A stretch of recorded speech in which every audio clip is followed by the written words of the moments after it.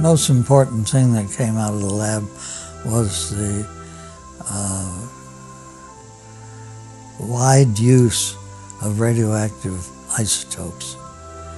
And I often say when God inscribes in his golden book what the main achievements of Oak Ridge were, then that would have to be very highly placed on the list of things that Oak Ridge succeeded in doing. And you must realize that there are millions and millions of procedures every single day in hospitals throughout the world where radioactive isotopes are used. And that all got started at Oak Ridge. In 1945, the staff at Clinton Laboratories, now Oak Ridge National Laboratory, was relieved that the war was over, but faced the future with anxiety. Would the federal government fund peacetime atomic research? Would the scientists stay in rural Oak Ridge, Tennessee?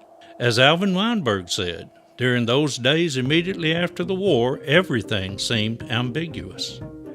The production and distribution of radioisotopes became part of the answer to the question of what would happen to Clinton Laboratories after the end of World War II.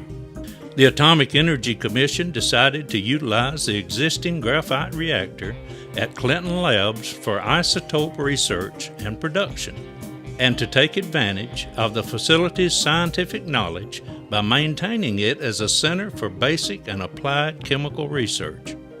In the first year of production in 1946, more than 1,000 shipments of radioisotopes, mostly of iodine-131, phosphorus-32, and carbon-14, were made, and by 1950, the number of shipments neared 20,000.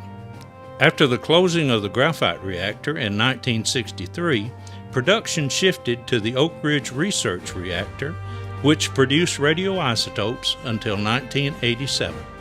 It was Alvin Weinberg, under the initial guidance of Eugene Wigner and his leadership, that helped ensure that radioisotopes could be generated at ORNL and used in the treatment and diagnosis of cancer. Some specialty isotopes continue to be generated at ORNL to this day.